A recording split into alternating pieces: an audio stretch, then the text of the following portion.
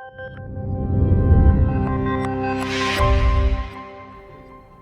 I'm Carl with Apt, and this is the QN65Q9F. This is Samsung's flagship TV for 2017, and we're going to take a closer look at it with you in this video. In reading comments and looking at other sources, it seems like people were really wanting Samsung to come back out with an OLED set, but they didn't this year, and to be honest, I wasn't really that upset about it.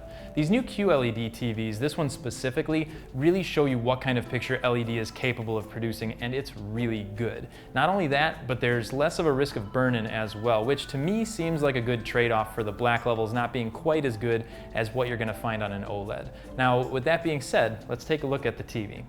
Starting off with the design, I like it. The bezel around the screen is super thin, as it's been with most of the new sets we've been reviewing, but the case as a whole is a little deeper from top to bottom. It's consistent, there's no tapering or anything, and sitting on the pedestal it looks great. I haven't seen one mounted on the wall in person yet though, so I'm not sure how it'll translate to that application, but with the optional no-gap wall mount, I think it'll actually look alright. It has a similar depth to a lot of the picture frames that I have in my house, so I imagine it blending in well with those.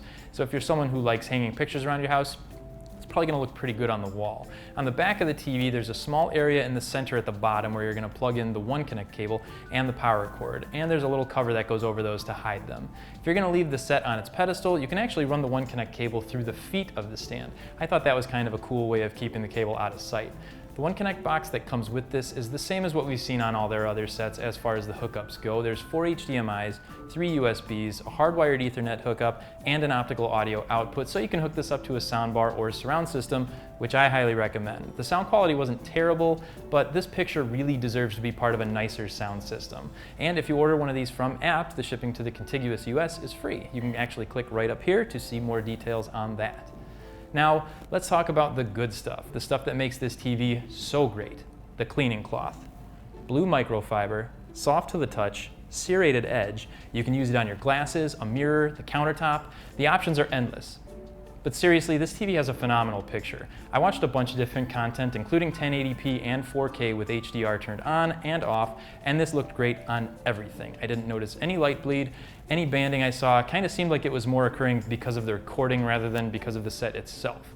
Black levels were incredible too. It uses Samsung's 4K Elite technology with infinite array, which produces great black levels and contrast.